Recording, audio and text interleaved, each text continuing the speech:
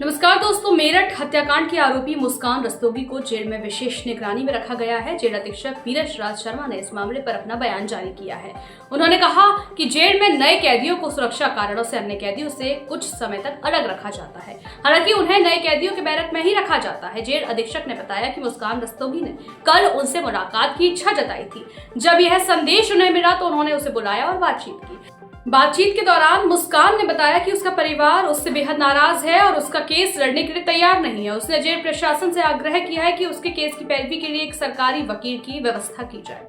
गौरतलब है कि यह मामला मेरठ में हुए सनसनीखेज हत्याकांड से जुड़ा है, जिसमें मुस्कान रस्तोगी मुख्य आरोपी है।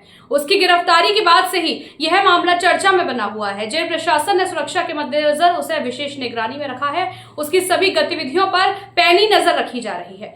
जेल अधीक्षक के अनुसार जेल के नियमों के तहत किसी भी नए कैदी को शुरू में थोड़ी अलग निगरानी में रखा जाता है ताकि सुरक्षा सुनिश्चित की जा सके। मुस्कान ने जब अपनी कानूनी सहायता की आवश्यकता जाहिर की तो इस पर विचार किया जा रहा है।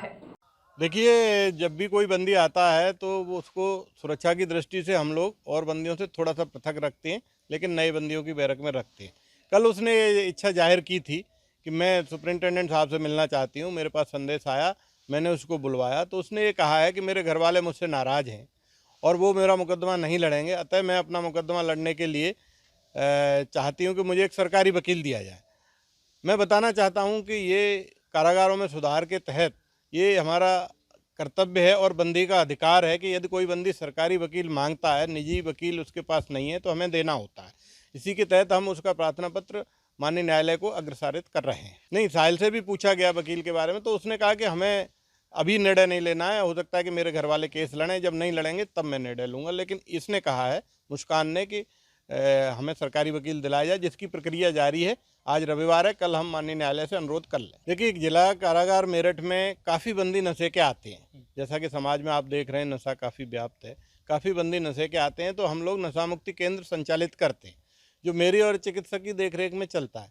उसमें काउंसलिंग, ध्यान, योग, ये फिजिकल एक्टिविटीज़ ये सब होती हैं। साथ ही साथ यदि कोई ज़्यादा नशे का व्यक्ति है तो उसको विड्रॉल सिम्टम्स से रोकने के लिए दवा भी दी जाती है। चिकित्सकों के द्वारा उसको स्वास्थ्य परीक्षण किया गया तो नशे के सिम्टम पाए गए और नशे के विड्रॉल सिम्टम्स को रोकने के लिए दवाएं दी जा रही हैं तथा नशा मुक्ति केंद्र के माध्यम से परामर्श करके और उनका मन ध्यान योग वगैरह में लगा करके हम प्रयास कर रहे हैं कि 10 से 15 दिन के अंदर नशा से उनको मुक्त कर दें। इस मामले में आगे की कार्यवाही कानून के अनुसार होगी और देखना होगा कि सरकारी वकील की व्यवस्था कब तक की जाती है। वहीं मुस्कान के परिवार की ओर से अब तक कोई आधिकारिक प्रतिक्रिया नहीं आई है।